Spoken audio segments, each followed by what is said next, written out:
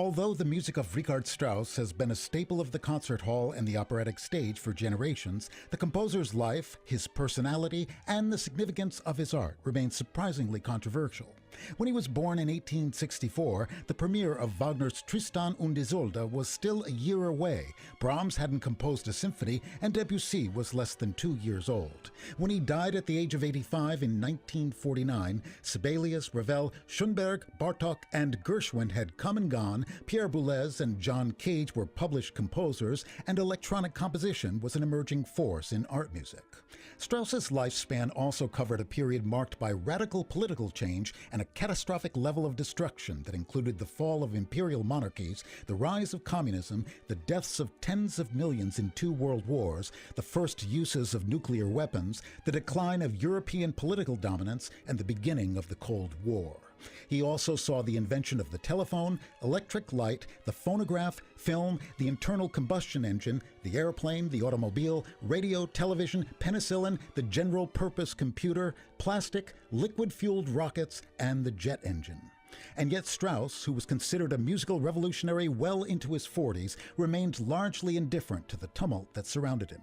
Outside of his family, his primary concern during the 2 cataclysms that engulfed Europe in the 20th century was his success as a composer. Of the Nazis, he said, "I made music under the Kaiser, and I'll survive this lot as well." And when questioned after the war about why he chose to stay in Germany, he reportedly asked, "Why would I leave a country with 80 opera houses in it?" Further, Strauss stood resolutely apart from the fundamental changes in the language of art music that accompanied the period's devastating political events, and over the last few decades of his life, the late 19th century romanticism that continued to define his music seemed increasingly irrelevant.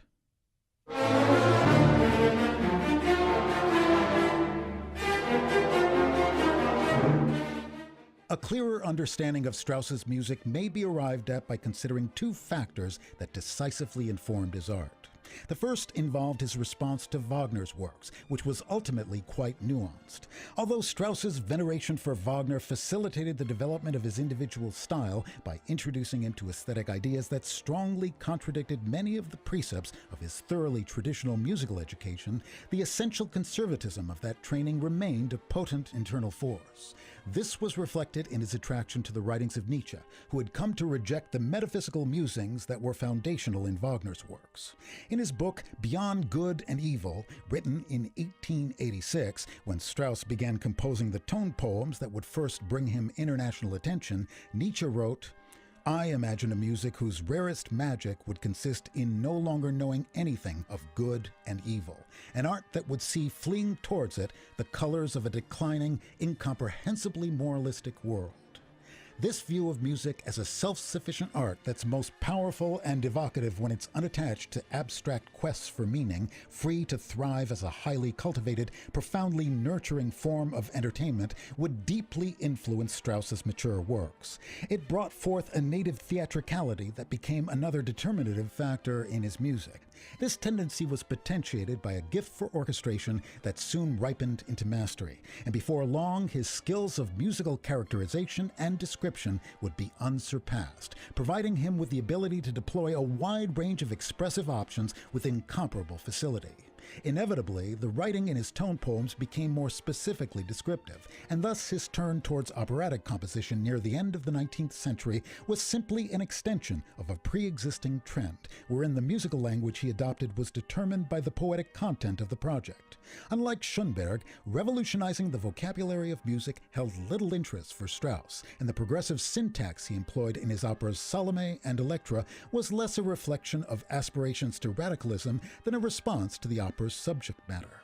Thus, his much-noted return to a more conventional style in his following opera, Der Rosenkavalier, shouldn't have been surprising.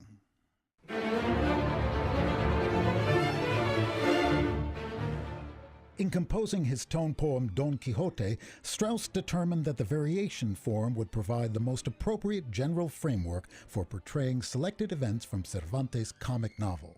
Written in 1897, when his creative and technical virtuosity were already well established, this work is a masterpiece of musical portrayal. To depict Don Quixote and Sancho Panza, Strauss recalled the 18th century Sinfonia Concertante by assigning the roles to solo cello and viola. These choices are telling examples of his consummate musical theatrical judgment. The cello is the perfect vehicle for expressing the Don's ardent, wide-ranging, all-consuming ambition, while the viola easily assumes the soulful voice of Sancho's everyman. The score is permeated with some of the most memorable sonic illustrations in the repertoire, such as Don Quixote's unsuccessful tilt with a field of giant monsters that turn out to be windmills, his grand victory over an imperial army that's actually a flock of sheep, and the imaginary, wind machine-assisted ride through the air of the blindfolded Don and Sancho on horseback. Perhaps the most compelling aspect of the piece is the ineffable manner in which Strauss's music acknowledges the comic nihilism that is so pronounced in Cervantes' masterpiece, while implicitly and compassionately according its characters their humanity.